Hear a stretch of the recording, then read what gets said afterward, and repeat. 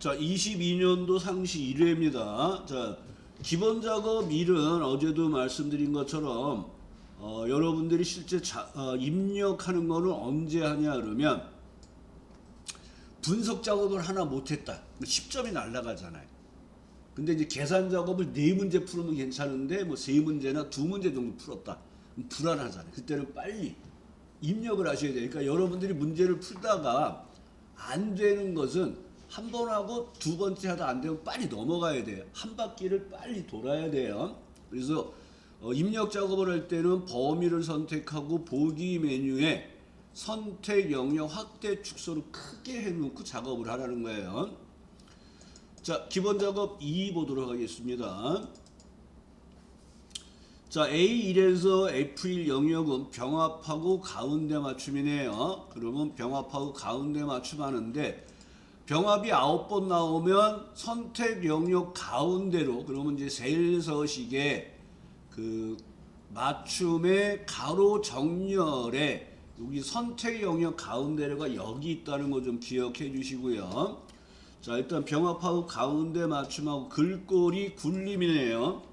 글꼴은 고르지 말고 직접 써달라 그랬습니다. 그래서 굴림하고 쓰시고, 크기가 나오면 탭키로 탭 18 엔터로 마무리하시고 굵게 누르시고, 행높이는 행번호에서 마우스 오른쪽 행높이를 25를 주시면 되겠네요. 그 다음에 C4에서 C8, C9에서 C13 병합하고 가운데 맞춤을 하라 그랬습니다. 병합하고 가운데 맞춤하고 A3에서 F3 굵게 하시고, 채우기색이죠. 채우기색은 여기 페인트 쏟아붓는 모양인데 채우기색 연한 파랑이네. 연한 파랑. 그 다음에 C3의 구분을 한자로 바꾸세요. 그럼 구분 클릭하고 한자가 아니라 편집 상태로 들어오셔야 돼요. 그래서 수식 입력줄에서 클릭하시고 한자 키 눌러서 구분을 선택을 하셔서 변환을 해서 한자로 바꾸시고 엔터. 자, F4에서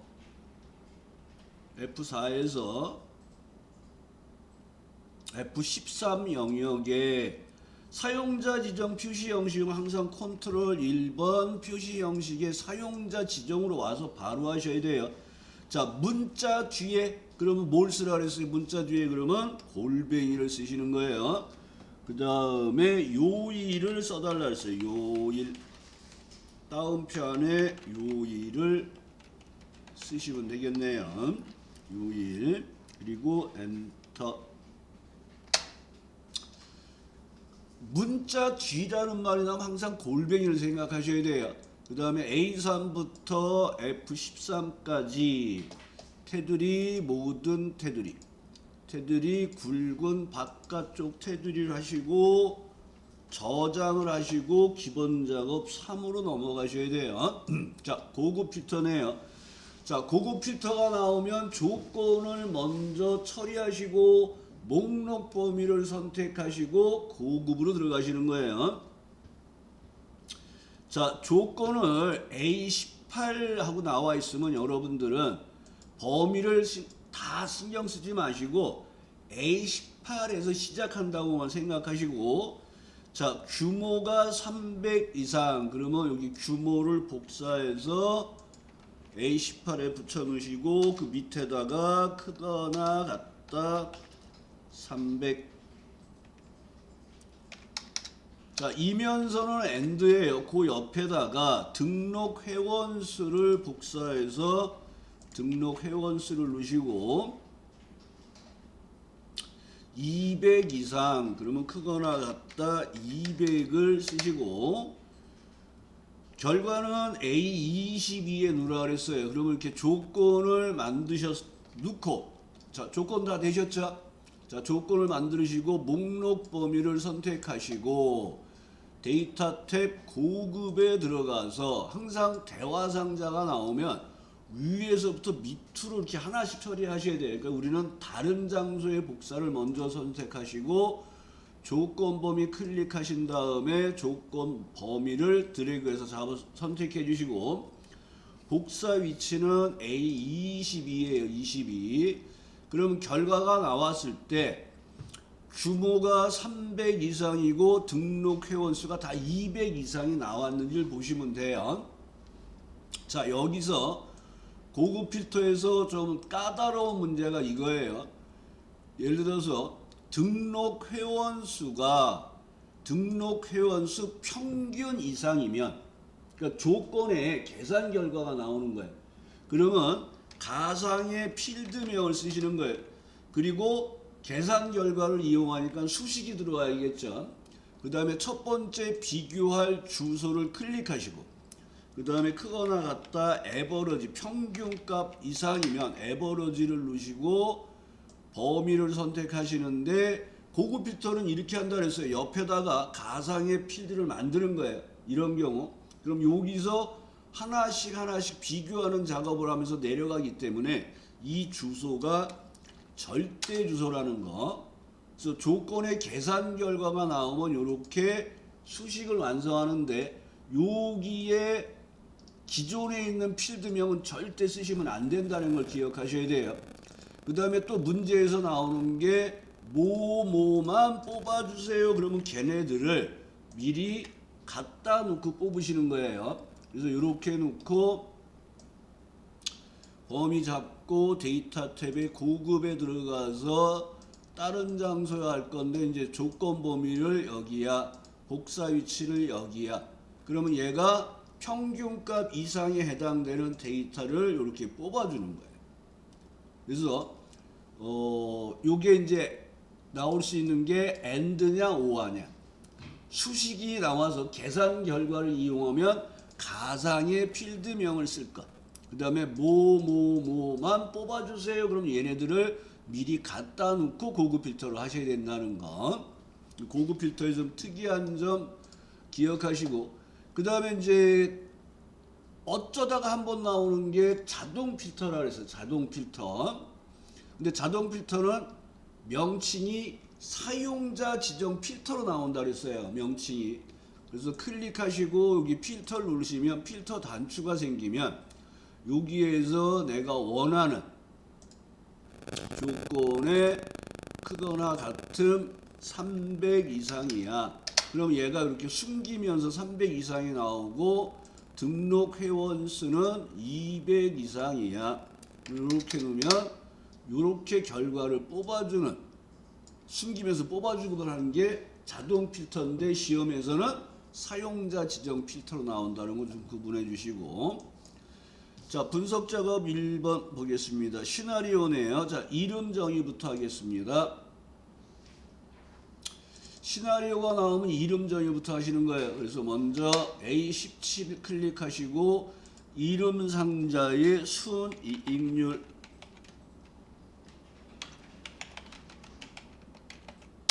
그리고 엔터, 꼭 이름 쓰고 엔터 하시고 G15의 순이익 합계, 그래서 여기다가 순이익 합계. 자, 그러면 이렇게 이름 정의가 끝나면 이름 상자에 보면 여러분들이 이름을 만든 목록이 보이면서 이렇게 클릭 확인할 수가 있고, 여기서 주의할 점이 이름을 잘못했어요. 그러니까 여기에 순이익률인데 리을률이란 말이에요. 근데 내가 이응률로 썼어요. 그러니까 오타가 났어요. 그럼 여기다가 또 만들면 먼저 만든 게 우선이기 때문에 걔를 가져가요. 그래서 이름이 잘못됐으면 어디서 수정을 하라 그랬어요? 데이터 탭이 아니라 수식 탭의 이름 관리자에서 내가 원하는 이름을 수정하시고 주소를 수정하는 작업을 하시면 돼요. 수식 탭 이름 관리자입니다. 자, 시나리오는 입력값의 변동에 따른 결과값을 여러 가지 상황에 따라 볼 수 있는 게 시나리오예요. 그래서 얘는 입력값과 결과값, 즉 목표값 찾기도 그렇지만 문제에서 입력값이 어디고 결과값이 어딘지를 보셔야 되는데, 여기에 보면 문제에서 시나리오 관리자 기능을 이용하여 아이스크림 판매 실적표에서 순이익률이 얘가 먼저 나왔어요. 그래서 얘가 아래에 있는 시나리오처럼 35%와 25%로 변경될 때 순이익의 합계는 어떻게 돼요를 알고 싶은 거란 말이에요. 그래서 얘가 입력값이고 얘가 결과값이에요. 입력값의 변동에 따른 결과값의 변화를 요약 시트에다 뽑아주는 작업이니까 입력값에 포인트 넣으시고 데이터 탭 가상 분석의 시나리오 관리자에 들어가서 시나리오를 이제 두 개를 만들면 되겠죠. 첫 번째 시나리오가 순이익률 인상. 그래서 얘를 쓰면 꼭 복사를 해서 두 번째 시나리오 쓸 때 편리하게 하라 그랬죠. 복사하시고 그 다음에 항상 시나리오 하시고 이름을 쓰시고 항상 탭키를 눌러서 입력셀, 즉 변경셀이 입력셀을 의미하는 거예요. 그 입력셀이 제대로 됐는지 보시고 확인한 다음에 35%로 변경하시고 시나리오가 하나 더 있잖아요. 그래서 추가 누르시고 그 다음에 컨트롤 V로 복사한 이름을 붙여놓고 인상을 인하로 바꾸시고 다시 한번 탭키를 눌러서 아까 확인을 했어요. 그러니까 똑같이 B17이 되어 있고 입력셀이 이상이 없어요. 확인 누르시고 25%라고 누르시고 여기에 어떤 분이 나는 20% 싫어요 하고 0.25 쓰시는 분도 있어요. 그것도 똑같은 거예요. 자, 시나리오 두 개 만들었으면 확인하시고 시나리오 관리자에서 요약을 누르시는 거예요. 그럼 얘가 결과셀을 딱 제대로 잡아주면 그냥 확인으로 누르시고 결과셀이 틀리면 바꿔주시면 되는 거예요. 자, 확인하면 현재 시트를 기준으로 왼쪽에 시나리오 요약이 나오면 이름 정의 두 개, 시나리오 이름 두 개 오타 없나 확인하시고 변경값 확인하시면 돼요. 실제 여기에 나와 있는 결과값은 알 수가 없어요. 그리고 마지막으로 봐야 될 게 뭐예요? 왼쪽에 위치시키세요. 그 왼쪽 9번 왼쪽 그러면 한 번이 오른쪽이에요. 그래서 이거 꼭 시나리오 하면 확인하시라 그랬습니다. 자, 여기서 만약에 잘못됐어요. 그러면 어떻게 하라 그러냐면 시트를 삭제하시는 거예요. 삭제하시고 분석 작업의 데이터 탭 가상 분석이 시나리오 관리자에 가서 각각에 해당되는 시나리오를 편집으로 들어가서 이름과 주소와 값을 변경하시고 요약에 들어가서 결과셀 변경하시고 다시 뽑아내시면 돼요. 여기서 수정하시면 안 됩니다. 수정하시면 자, 저장하시고 분석 작업 2번 목표값 찾기가 나왔네요. 그래서 시나리오가 7개가 있는데 필기 합격하시면 이 7개를 매일 반복하고 계셔야 돼요. 두 분은 지금 매일 반복하고 계시나요? 네, 끄떡끄떡. 네. 매일 하셔야 돼요. 자, 그러면 시나리오의 반대 개념이죠. 목표값은 결과값이 있는데 이 결과값이 이렇게 되고 싶어. 이때 입력값은 어떻게 될까를 알고 싶은 거예요. 그래서 분석 작업 이 시트에 대하여 다음의 지시사항을 처리하시오. 목표값 찾기 기능을 이용하여 런닝와 판매 현황 포에서 울프 그레이, 그러면 이 울프 그레이가 여기에 있네요. 총 판매액이 964만 8천 원인데 얘가 1000만 원이 되고 싶어요. 이럴 때 판매량이 134개인데 얘가 몇 개가 되면 1000만 원 되는지를 알고 싶은 거예요. 그래서 여러분들이 입력값과 결과값을 확인하고 작업하시는데 시험 볼 땐 이렇게 색깔 넣은 거 하지 마세요. 자, 그러면 목표값 찾기는 결과값에 포인트 넣고 데이터 탭 예측 그룹의 가상 분석의 목표값 찾기를 누르시고 수식 셀이 결과값, 찾는 값이 목표값, 값을 바꿀 셀이 입력값이에요. 그래서 우리는 결과 셀에 포인트를 넣기 시작했으니까 F5가 잡혔고요. 찾는 값이 1000만이에요. 그러니까 1빵, 빵빵빵, 빵빵빵. 이 동그라미 개수가 틀리는 경우가 많으니까 3개씩 묶어서 좀 입력하는 걸 습관 들이시고, 찾는 값이 입력값이죠.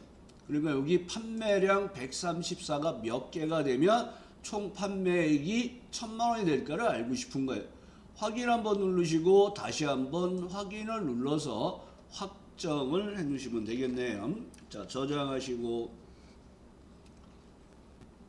항상 시트를 넘어갈 때마다 저장하셔야 돼요. 민 대표는 시험 볼 때 컴퓨터 다운된 사람은 없었지. 그러니까 저도 어쨌건 강의하면서 2명한테 들었어요. 10몇 년 강의하는 동안에 2명. 그러니까 많지는 않아요. 하지만 혹시 모르니까 저장을 하는 걸 습관을 들이시고, 자, 매크로가 나오면 도형을 그릴 위치를 먼저 확인을 하시고 원본을 겹치지 않게끔 복사해서 붙여 놓으시고, 자, 다시 한번 도형을 그릴 위치를 기억하시면서 단추네요.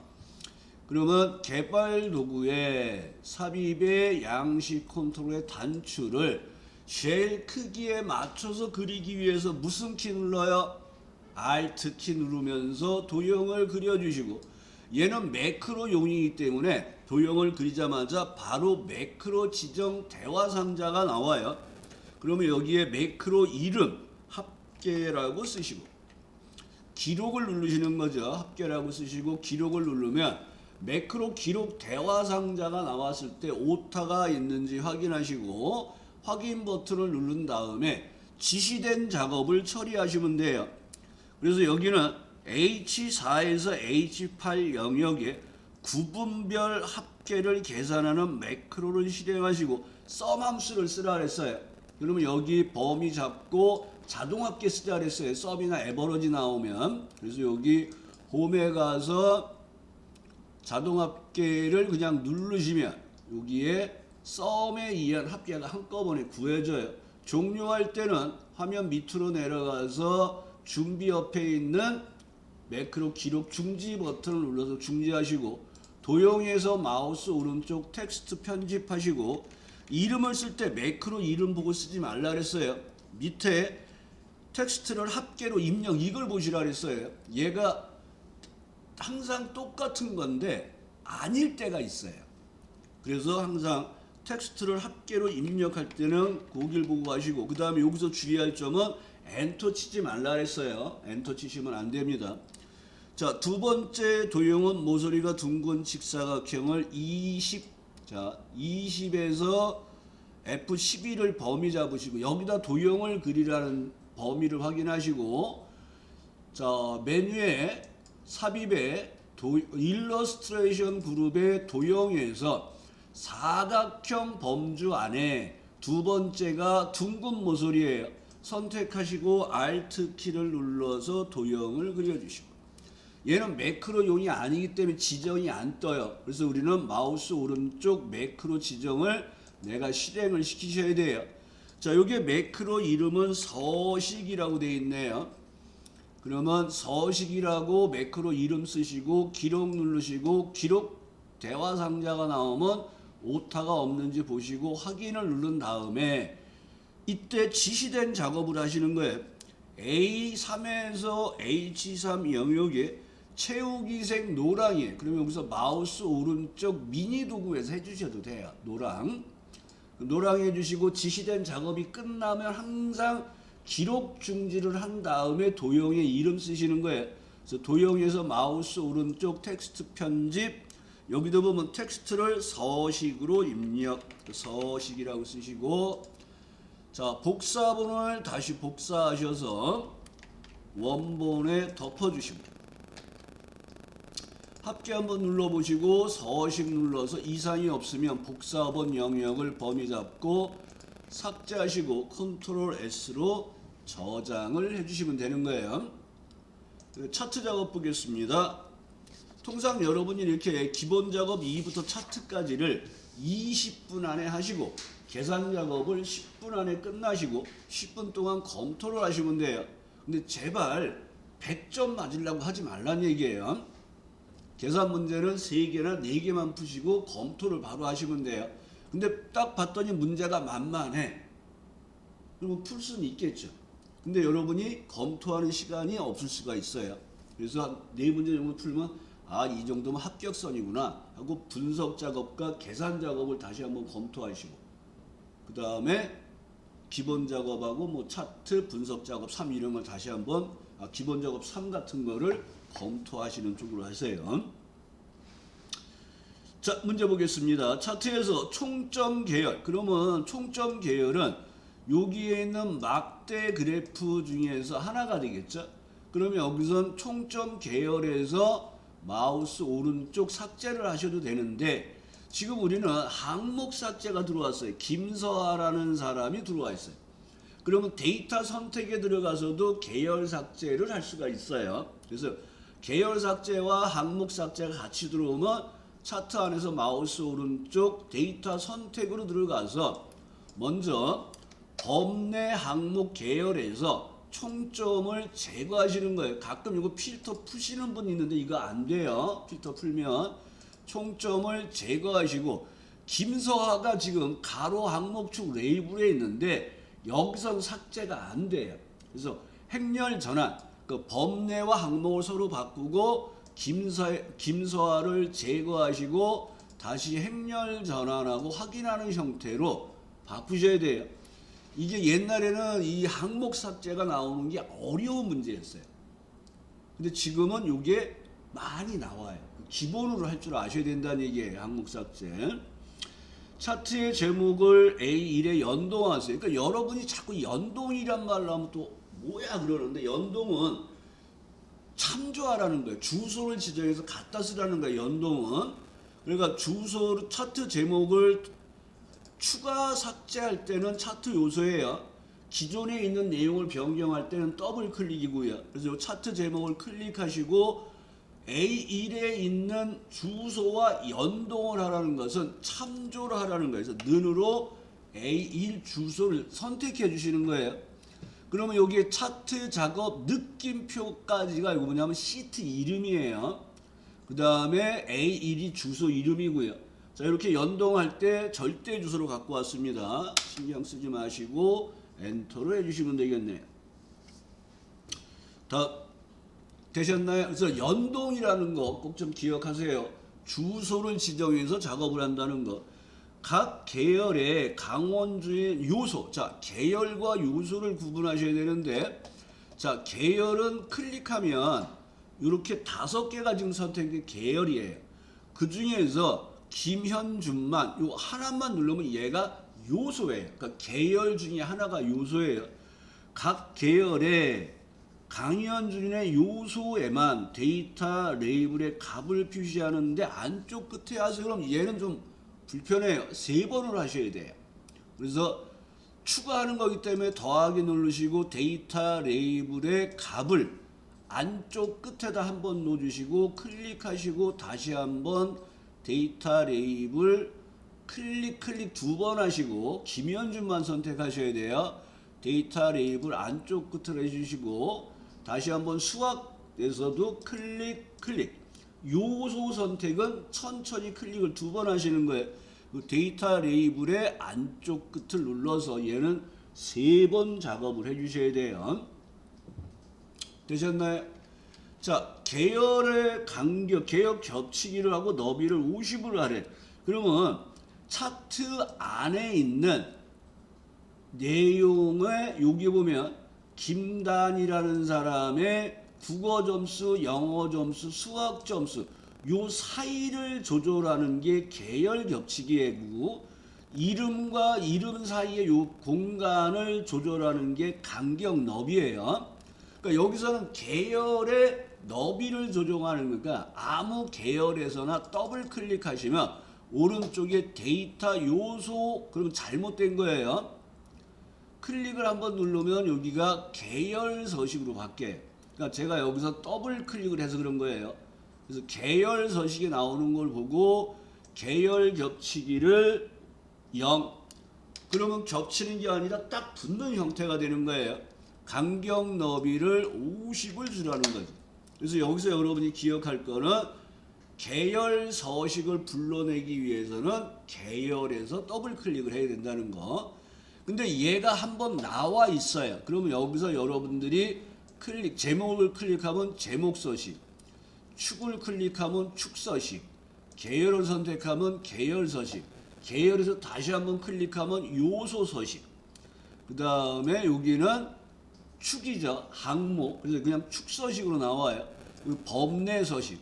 그 다음에 차트 영역 서식, 그림 영역 서식. 여기 눈금선을 누르면 눈금선 서식. 이렇게 선택하는 부분에 따른 편집 작업을 오른쪽에서 할 수 있는 거예요. 그래서 한번 나온다면 더블 클릭이 아니라 클릭으로 편집을 하셔야 돼요. 차트 영역의 테두리 스타일은 둥근 무소리. 그러면 차트 영역은 아무것도 없는 흰 부분을 클릭을 하면 차트 영역 서식이 나오는데, 여기에서 테두리는 첫 번째 채우기 빛 선 아이콘에서 테두리를 누르시고 맨 밑에 있는 거 선택하시면 테두리가 이렇게 둥근 모서리가 되는 거죠. 근데 테두리는 이제 하도 하니까 다 알겠죠. 그러면 여러분들이 기본 작업 이해하고 이 차트 작업을 할 때는 한 문제씩은 틀려도 합격선에 들어가요. 그러니까 여기서 모르는 것 때문에 시간 투자하지 말라고 하는 얘기예요. 넘어와야 되는 거예요. 자, 이 상태에서 이제 계산 작업을 넘어갈 때는 오른쪽에 있는 메뉴 여기 대화 상자를 닫아주시고 계산 작업으로 오시면 되겠습니다.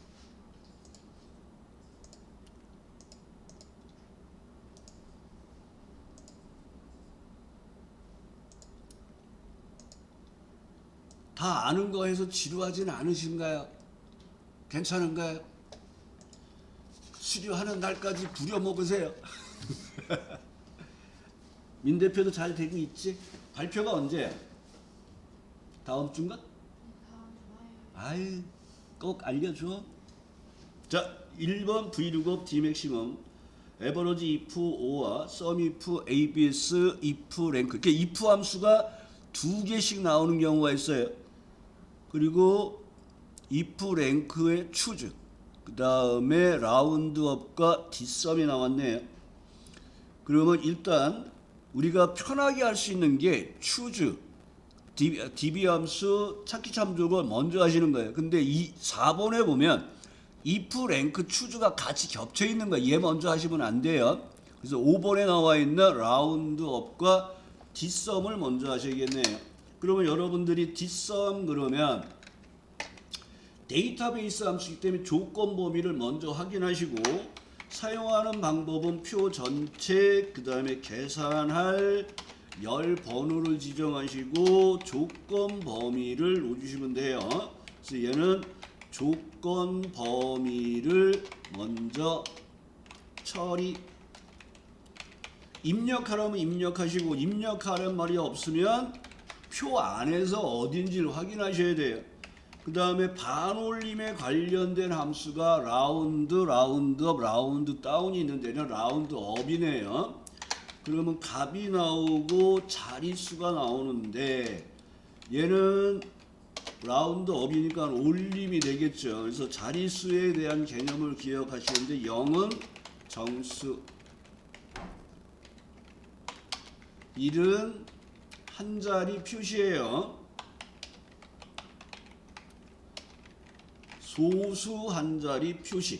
그러니까 마이너스 1은, 그러니까 우리가 소수점 자리가 아니라 이 정수 자리가 1의 자리, 10의 자리, 100의 자리에서도 반올림 작업을 할 수가 있단 말이에요. 그래서 마이너스 1을 넣어주면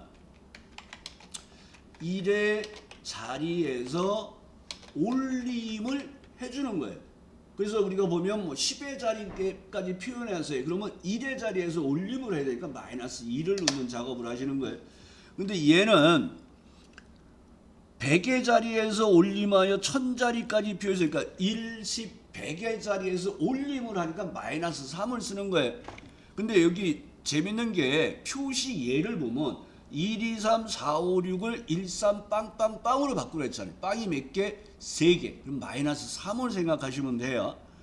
그 다음에 조건을 F34, F35 입력하라는 카테고리 과일에 해당되는 내용이네요. 자, 5번 문제 보겠습니다. 카테고리 과일을 복사해서 조건 범위에 먼저 완성하셔. 조건을 넣으시고, 얘는 총 판매액의 합계를 계산하는 거니까 계산할 열번호가 1열, 2열, 3열, 4열, 5열에서 합계를 구하는 거죠. 그래서 여기에서는 dsum이라는 함수를 사용을 하시는데 표 전체 범위 잡으시고 마법사 들어가서 탭5 탭 하시고 조건 범위는 카테고리 과일을 선택하시면 되는 거예요. 그러면 얘가 합계가 나왔어요. 근데 얘를 100의 자리에서 올림하여 1000의 자리까지 표시하세요. 그럼 올림이니까 라운드 업을 하시고 커서 왼쪽 Shift F3 마이너스 3 1 10 100. 그러면 여기가 4빵빵이 9빵빵빵으로 한 동그라미가 3개 들어온 형태가 됐죠. 확인을 해주시면 되겠네. 자, 그 다음에 1번 문제로 넘어가겠습니다. 1번 문제. 자, 1번 문제는 조금 까다로운 형태인데 표시 안 해도 될 것 같은데.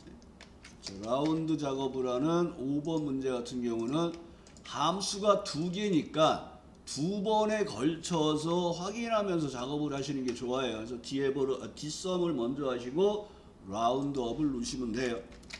자, 1번에 함수가 dmaximum이 나와 있고요. vlookup이 나와 있어요. 그 vlookup은 수직 찾기 참조 함수예요. 그래서 첫 번째가 찾으려는 값이 나오고 두 번째가 찾아서 뽑을 범위로 절대 주소가 나오죠. 절대 주소.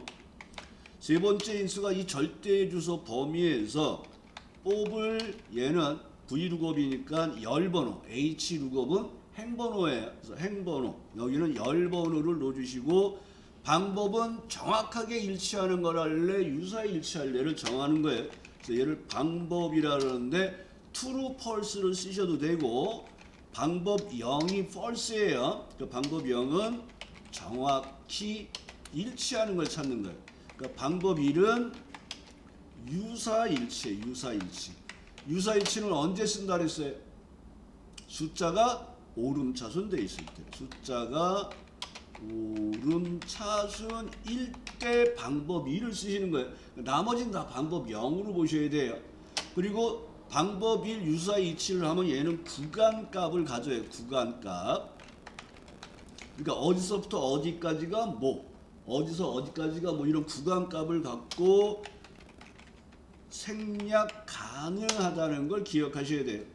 그러면 여러분들이 vlookup이라는 함수나 hlookup이라는 함수가 나오면 첫 번째 해야 될 게 찾아서 뽑을 범위를 확인하시는 거예요.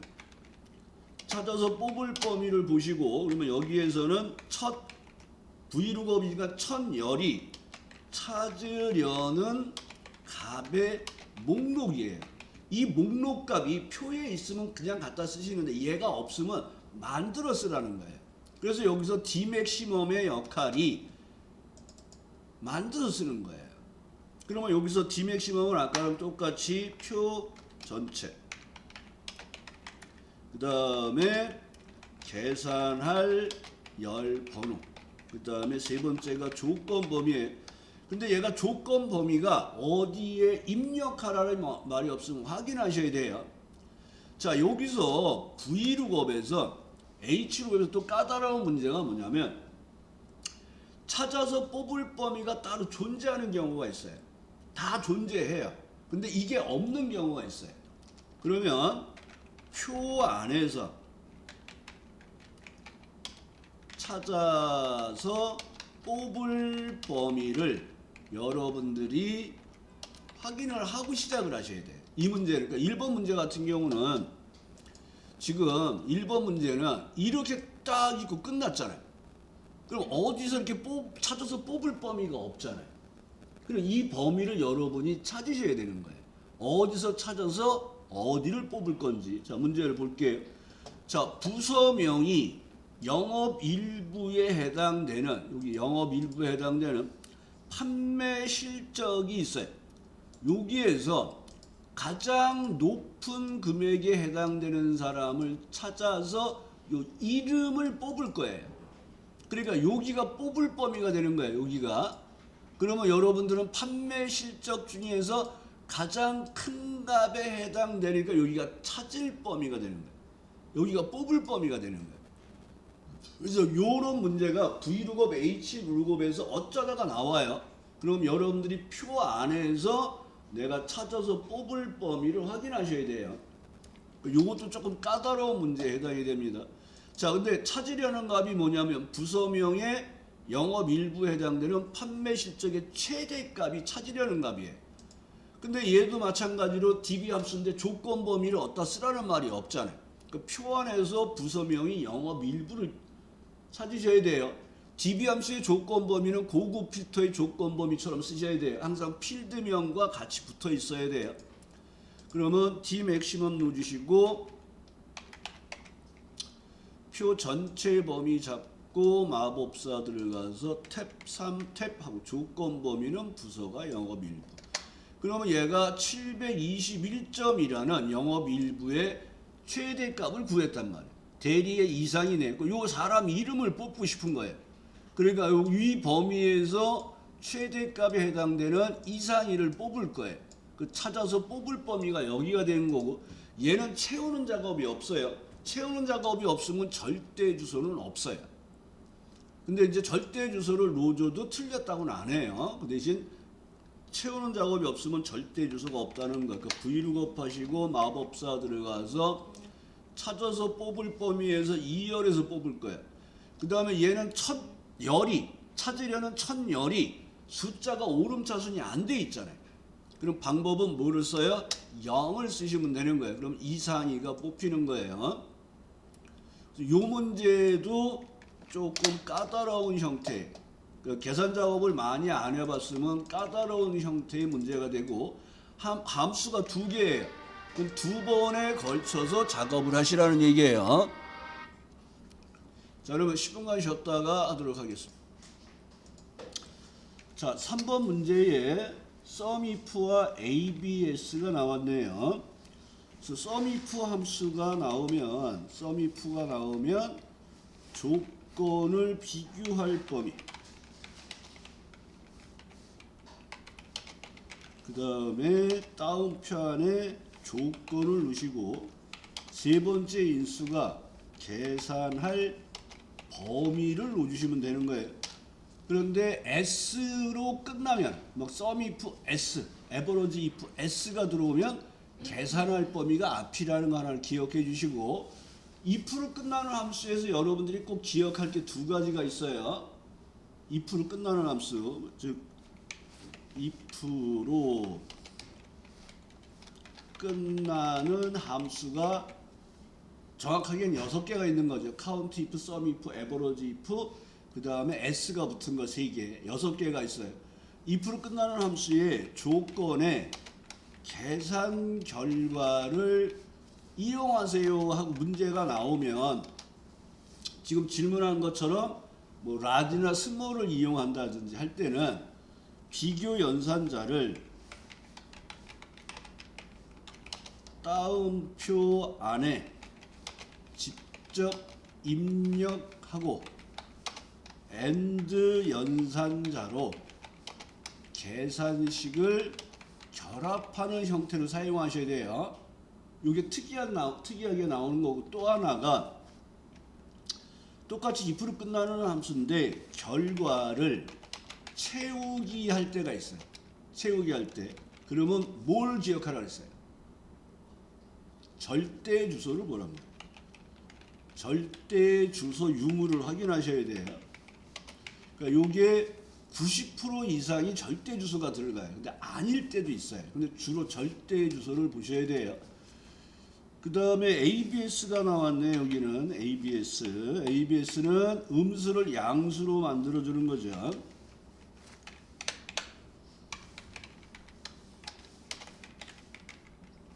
그러니까 이런 경우가 있죠. 우리가 차이값이 얼마예요? 하고 물을 때가 있잖아요.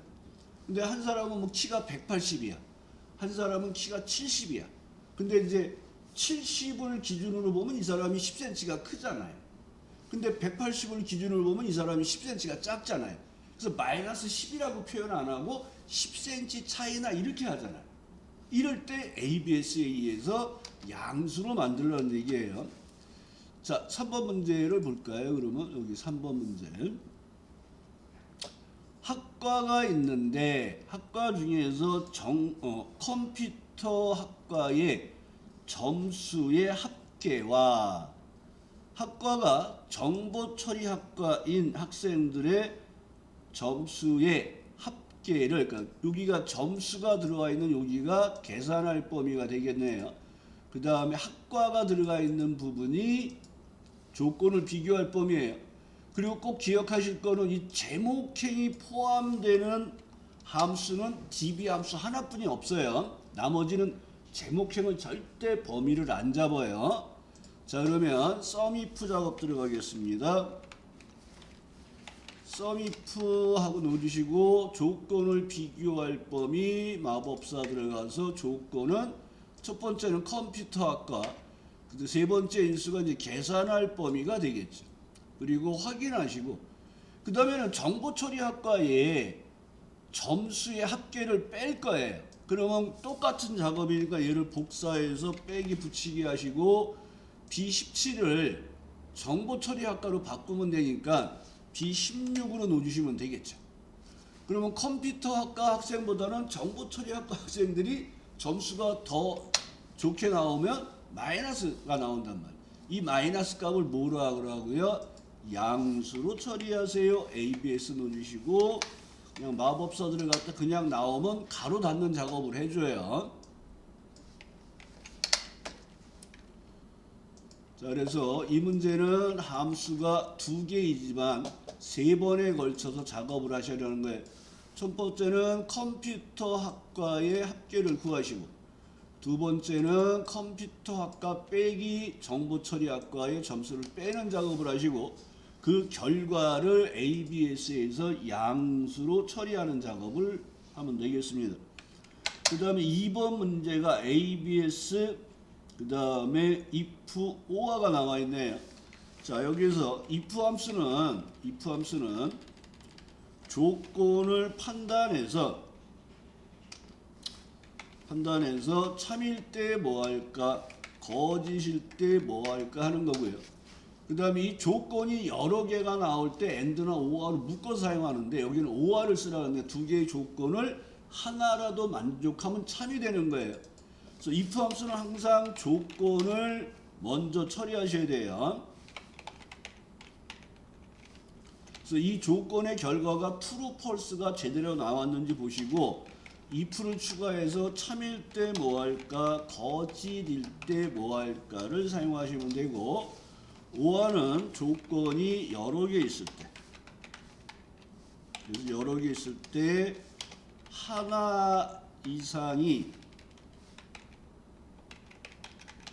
참이면 참이 되는 연산이에요. 그러니까 얘는 모두 거짓일 때 거짓이 되고 하나라도 참이 있으면 참이 되는 거예요. 에버리지는 뭐 범위를 지정하고 사용하면 이제 평균을 구해줘요.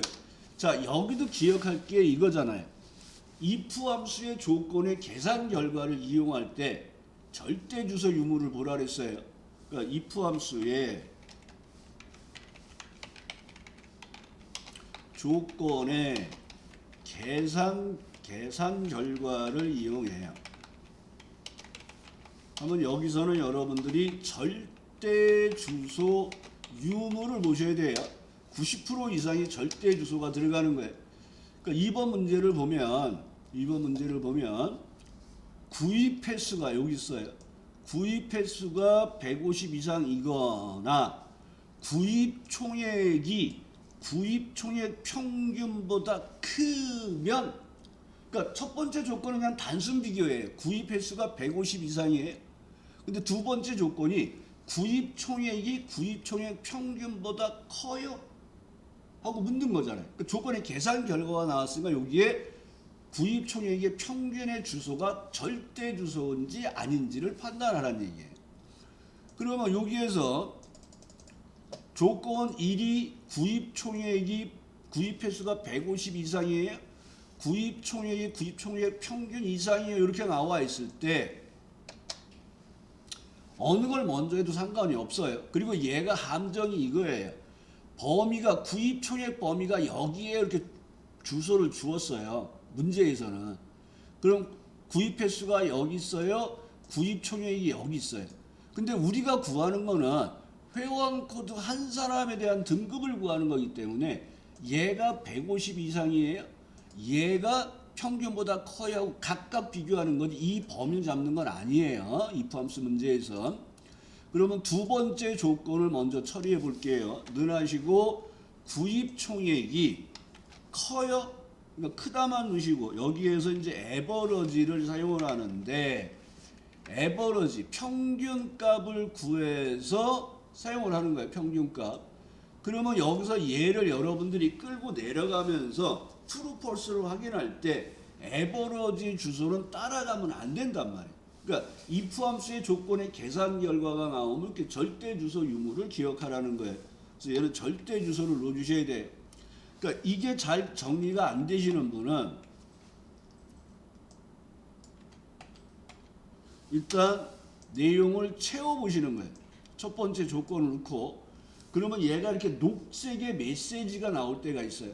그리고 맨 마지막 칸을 선택하시고 수식 입력줄을 클릭해보면 얘가 수식에 있는 색으로 범위를 보여줘요. 그러니까 여기에 조건을 A와 B에 A는 냈는데 B 평균값 이렇게 따라 내려왔잖아요.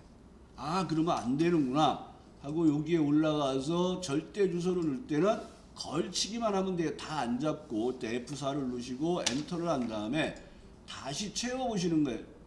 그러면 얘가 true false 작업을 하면서 녹색의 메시지가 없어졌고 맨 마지막을 클릭하시고 수식 입력도 눌러봤더니 평균값의 범위는 따라 내려오질 않았잖아요. 이렇게 좀 확인하시면 돼요. 그러면 이제 두 번째 조건을 OI에 의해서 처리하시면 되겠죠. OI 누르시고 마법사 들어가서 두 번째 칸에서 여기서는 구입 횟수가 150 이상이거나 크거나 같다 150을 넣어주셔서 다시 한번 true false를 확인하시면 O와 연산은 true가 늘어나요.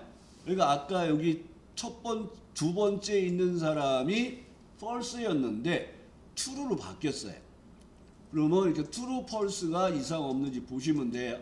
그러니까 여기서 여러분이 평균값을 확인을 해본 얘가 193만 5천 원이 돼 있잖아요.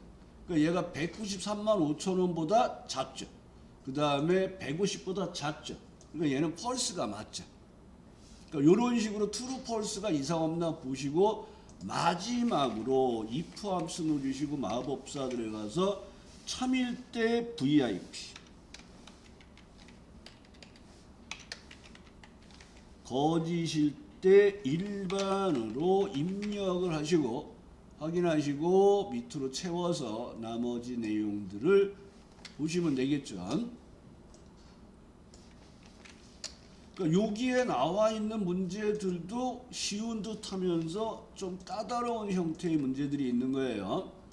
그래서 첫 번째, 조건이 두 개가 있으면 어느 걸 먼저 해도 상관이 없는데 마법사 안에서 에버러지를 직접 쓰는 게 귀찮으니까 두 번째 계산하는 조건이 있으면 얘를 먼저 한 거예요. 그 다음에 O와 연산에 의해서 조건 2를 추가하셔서 두 개의 조건의 true false를 확인하시고 이게 이상이 없으면 if 함수를 추가해서 참일 때 뭐 할 거야 거짓일 때 뭐 할 거야 그래서 통상 이렇게 문자 출력을 하는데 어려운 문제가 이렇게 참일 때 계산식이 나오면 어려운 문제가 되는 거예요. 그래서 지금 여기에 나와 있는 4번 문제가 똑같이 if 함수 사용하는데 이제 랭크와 choose를 사용하게 돼 있어요. 자, 랭크 함수가 나와 있고요. 랭크가 나와 있고 그 다음에 if가 나오고 choose가 나오는 형태를 보셔야 돼요. 자, 여기서 랭크 함수는 순위를 구하는 거죠. 순위. 첫 번째 인수가 순위를 알고 싶은 값이 뭔지를 지정하시고 두 번째는 순위를 비교할 범위로 절대 주소죠. 세 번째 인수가 이렇게 클릭 키보드 작업을 할 때 이렇게 바로 도움말이 나오는데 0일 때 내림차순이고 1일 때 오름차순이에요. 방법이라고 얘기를 하죠. 그래서 방법 0은 내림차순이란 말이 큰 수의 1등을 넣겠다는 얘기예요. 내림차순 등수를 구한다 그러고 생략이 가능해. 통상 우리가 생략하는 거는 많이 쓰는 경우가 주로 생략이 되는 거예요. 등수를 구할 때 큰 수의 1등을 구할 때가 많지 작은 수의 1등을 구할 때가 많지 않아요. 그 다음에 방법 1은 작은 수의 1등이라 그래서 얘를 오름차순 등수를 구한다 그래요. 주로 시간에 관한 기록 경기에서 많이 사용한다 했어요. 기록 경기. if 함수는 방금 전에 설명드린 것처럼 먼저 조건을 판단하고 얘가 참일 때 뭐 할까, 거짓일 때 뭐 할까를 정하는 거죠. 그 다음에 추주 함수는 선택 번호에 따라 1일 때, 2일 때 번호에 따라 해야 될 일을 정하는 거기 때문에 얘는 선택 번호를 구하시고 1일 때 뭐 할까, 2일 때 뭐 할까, 3일 때 뭐 할까 번호에 따라 해야 될 일을 정하는 함수예요. 그래서 이 문제는 지금 나와 있는 형태의 4번 문제는 영어 발표 대회가 있는데 그 점수를 기준으로 순위를 구하여 1위, 2위, 3위는 금메달, 은메달, 동메달로 표시하세요. 그 외에는 공백으로 표시하세요. 순위는 점수가 높은 것이 1등입니다. 그러니까 여기가 까다로운 게 뭐냐면 얘는 if 랭크로도 풀 수 있고 랭크 추주로도 풀 수가 있는데 세 개를 같이 쓰라는 거예요. 그리고 좀 친절하지가 않아요. 그러니까 if 함수의 참과 거짓을 판단해서 참일 때 추주 함수를 써가지고 금메달, 은메달, 동메달을 표시하고 거짓일 때 공백으로 하라는 거예요. 그래서 이 문제는 if 함수의 true, false를 만드는 조건을 찾는 것부터가 어려워요. 그래서 얘는 1등, 2등, 3등에 한해서 금메달, 은메달, 동메달을 추주 함수를 쓰는 문제이기 때문에 순위를 구해서 순위가 3등 이내에 들어갑니까를 구하는 게 if 함수의 조건이에요. 그래서 먼저 랭크 함수를 넣어주시고 랭크 EQ 넣어주시고 마법사 들어가서 순위를 알고 싶은 값, 순위를 비교할 범위로 절대 주소. 얘는 큰 수의 1등을 하니까 0을 쓰는 거예요. 자, 요런 경우가 발생되기 때문에 여러분들이 계산 작업을 할 때는 클릭하고 수식 입력줄로 올라가서 작업하라는 거예요. 이 수식이 옆으로 이렇게 퍼져나가잖아요. 여기 선택이 안 되잖아요. 그래서 거꾸로 지금 선택한 거예요. 거꾸로 G24부터 G16으로. 그 다음에 이제 방법은 0을 써서 순위를 큰 수의 1등을 구하는 순위를 구했어요. 그러니까 이 값을 가지고 우리는 이제 3등 이내에 들어왔으면 추주 함수에 의해서 금메달, 은메달, 동메달을 표시하고 아니면 공백을 넣는 작업을 하는 거예요. 그래서 이게 if 함수의 조건이 순위가 3등 이내여가 되는 거예요. 그러면 if 함수 들어가시고 마법사 들어가는데 자, 요거를 랭크 함수를 추주 함수의 선택 번호로 또 쓸 거예요. 얘를 복사를 해 놓으시고 자, 참일 때 추주 쓸 거고 거짓일 때 공백을 넣을 거예요. 그러면 이럴 경우 밑에다 공백을 먼저 넣어 주시고 위로 올라와서 함수, 마법사 안에서 함수를 불러내는 부분이 여기에요. 근데 여기에 추주가 없단 말이에요. 찾아서 쓰기가 귀찮으니까 여기서 추주 함수를 가로 열고 닫고를 누르셔서 함수를 써주시고 그대로 여기 수식 입력될 추주를 누르면 마법사가 추주로 바뀌어요. 그러면 인덱스 함수에다가 컨트롤 V를 붙이는데 얘는 번호를 구하는 거지 true, false를 구하는 게 아니에요. 그래서 작거나 같다 3은 지우시면 돼요. 그래서 랭크 함수에서 순위를 구하고 그 값이 1일 때 금메달, 은메달, 동메달하고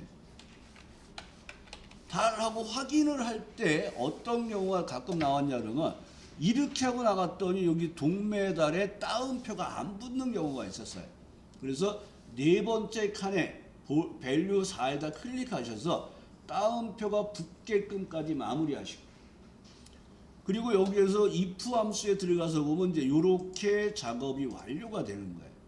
확인하시고 내용을 채워주시면 돼요. 그래서 이 문제가 아주 어려웠던 문제예요. 이때 시험에 나왔을 때는. 근데 이제 이 뒤에 계속 이런 유형의 문제를 반복적으로 똑같은 문제가 나오잖아요. 똑같은 문제가 나오는 형태로 반복적으로 풀어서 작업들을 해보니까 이제는 이 문제가 좀 쉬운 듯 하지만 그래도 어렵죠. 그래서 이 문제까지가 어려운 거예요. 자, 여기까지 하겠습니다.